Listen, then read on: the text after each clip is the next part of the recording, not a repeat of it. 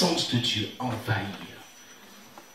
Il y a quelqu'un avec une onction prophétique ce soir. Yes. Deuxième personne, une troisième personne.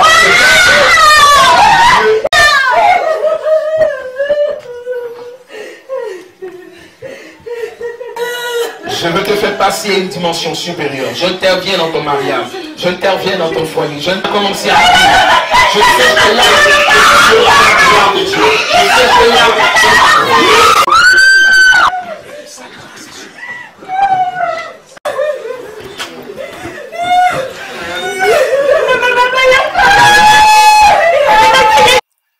quand vous recevez la puissance du Saint-Esprit, vous ne faites pas les choses bizarres.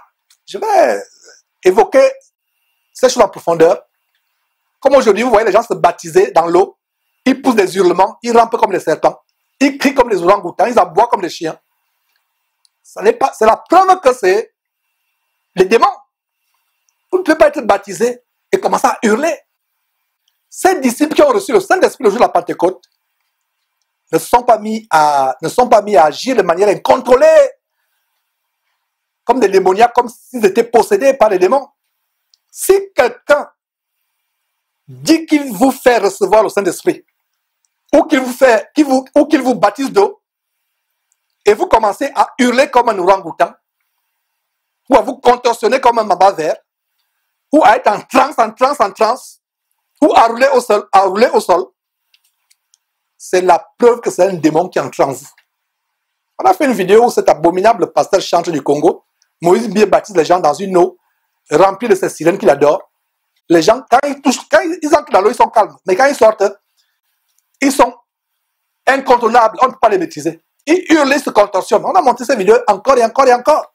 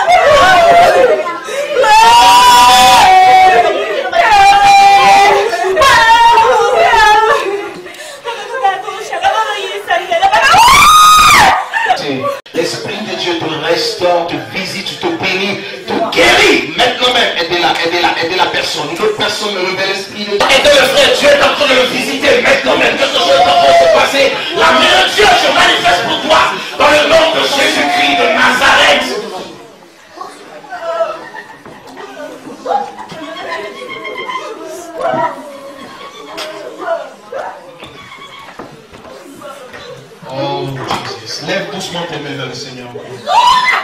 Ne manque pas, ne manque pas, ne manque pas. Nous pouvons avoir notre programme. Mais quand tu es trop long, tu rentres dans ta saison. J'irai la guérir. C'était le programme de Jésus, mais une femme n'était pas prête.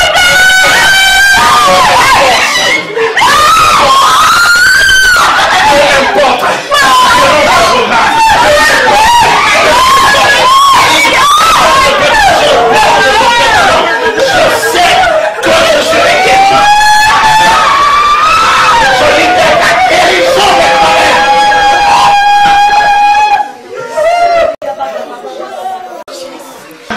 maintenant même. Le ciel est ouvert pour toi maintenant même. Rentre dans ton accomplissement maintenant même.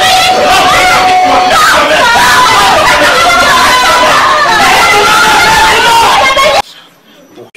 Est-ce que je peux toucher des personnes? Je sens le feu dans ma main. Saisis ça au nom puissant de Jésus. Saisis ça pour la conversion de ton mari. Mes frères et sœurs, c'est triste de voir dans la dernière séquence, la femme avec qui il se croise les doigts est en train de prendre en plein tout un paquet de démons de vaudou, des esprits de vaudou. Et c'est exprès que nous avons donné on vous a montré cette longue séquence afin que vous puissiez vous-même discerner, parce que c'est un exercice de collectif de discernement, parce que cette séquence, c'est pour vous montrer des choses, pour que vous puissiez vous-même discerner, mes frères et sœurs, discerner derrière. Et nous voyons ici un bal de démons. Nous venons d'assister à un bal de démons, des personnes qui crient des cris de serpent. J'ai distingué des cris de serpent, des cris d'oiseaux, des cris de singes. Je ne sais pas ce que vous avez discerné, vous. J'aimerais bien avoir votre feedback. Les cris de... Et regardez, beaucoup de gens reçoivent le parlant de cette manière. Beaucoup de gens parlent en langue de cette manière. En fait, ce n'est pas le parlant en langue, c'est des imitations contrefaites par Satan. En fait, c'est les langues démoniaques que vous parlez, vous pensez que vous parlez en langue. Des cris d'oiseaux, des cris d'animaux. Et vous avez vu, là où ils soulèvent la main, c'est là où les gens tombent. Les gens sont en transe, les gens sont de manière hystérique. Mais frères et sœurs, montrez-nous un seul instant dans la Bible où les gens ont eu des manifestations du Saint-Esprit de cette manière. Voilà un bal des démons. Les démons sont pleins dans cette salle. Et c'est terrible. C'est terrible, mes frères et sœurs, les choses que nous voyons. Donc, si, au moment d'être baptisé d'eau, au moment d'être baptisé du Saint-Esprit, vous commencez à hurler, faites des choses bizarres, c'est la preuve que c'est un démon qui entre en vous. De tous les récits de la réception du Saint-Esprit dans le Nouveau Testament qu'on a énuméré, Actes chapitre 2 qu'on est en train de voir, Actes chapitre 10 qu'on verra dans quelques semaines, Actes chapitre 19 qu'on verra dans quelques mois, de tous ces récits, en commençant par Jésus-Christ lui-même, on voit comment à la fin du chapitre 3 de Matthieu, il est baptisé par Jean-Baptiste dans le feu Jourdain, et en même temps aussi le Saint-Esprit descend sur lui. Il est calme. À supposer que Jésus commence à tomber, il tombe à gauche, à droite, il tombe à gauche, à droite, il est incontrôlable au point de vouloir se noyer dans le Jourdain. Ce n'est pas la puissance du Saint-Esprit. Vous voulez que je vous dise avec quelle parole? Mais j'espère que vous comprenez déjà ce que je viens de vous dire. J'espère que vous comprenez. Donc, de tous les récits sur le baptême du Saint-Esprit, sur le baptême d'eau, en commençant par Jésus-Christ lui-même, tout se passe dans le calme, dans la sérénité. Savez-vous, mes frères et sœurs, qu'il y a un verset qui nous révèle comment l'Esprit de Dieu, que les vrais serviteurs de Dieu reçoivent, c'est un esprit qui nous est soumis. Découvrons cela ensemble, mes frères et sœurs, à 1 Corinthiens chapitre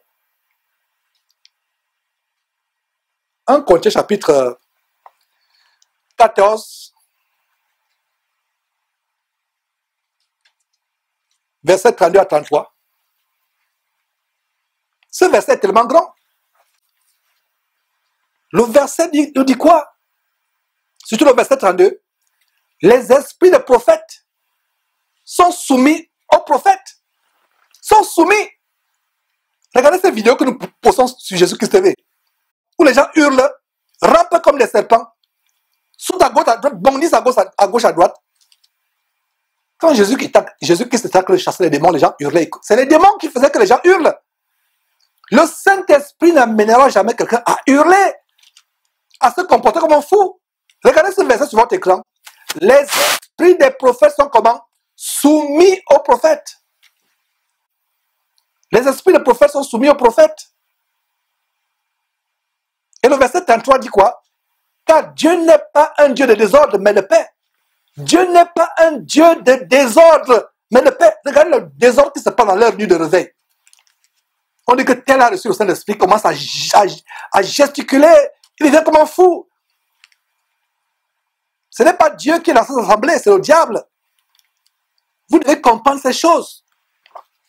Donc, ces deux versets sur votre écran, 1 Corinthiens chapitre 14, je vous ai dit que si vous voulez bien comprendre les détails sur le Saint-Esprit et quelques manifestations telles que le parlant ou la prophétie, étudiez minutieusement 1 Corinthiens chapitre 14.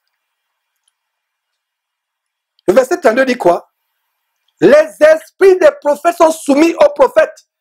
Ça veut dire qu'ils ne vous contrôlent pas. Ils ne vous possèdent pas. Ils ne vous amènent pas à agir de manière incontrôlable. Ils sont soumis aux prophètes. Pourquoi? Verset 33, toujours le même chapitre, 1 Corinthiens chapitre 14. Pourquoi? Parce que Dieu n'est pas un Dieu de désordre, mais de paix.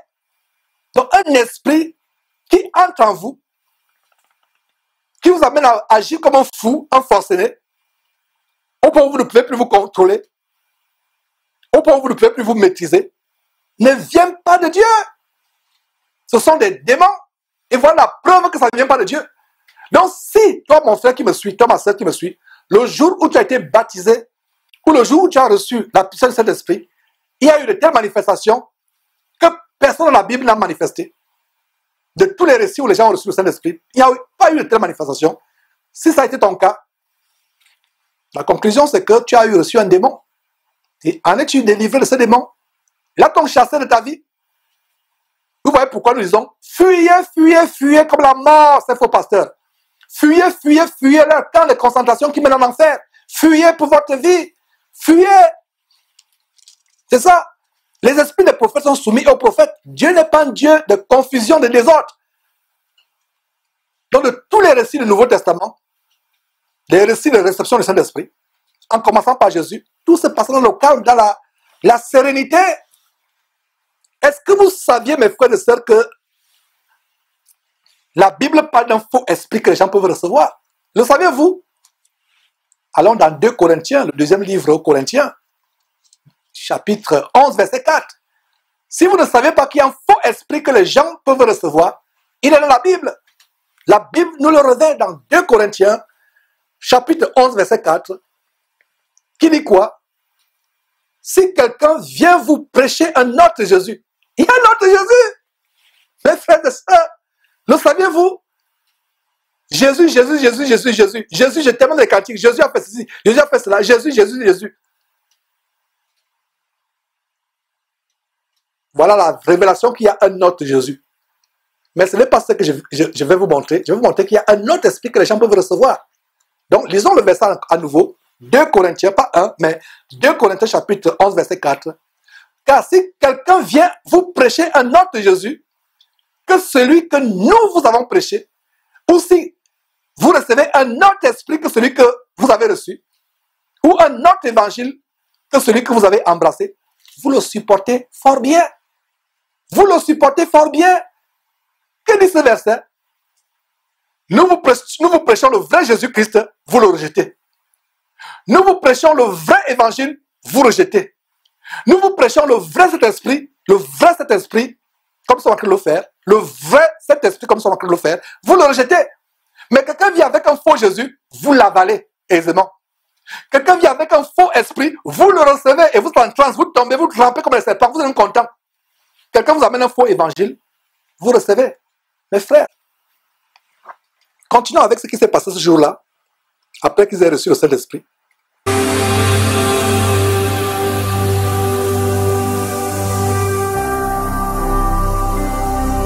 Jésus-Christ TV, vous connaîtrez la vérité et la vérité vous affranchira.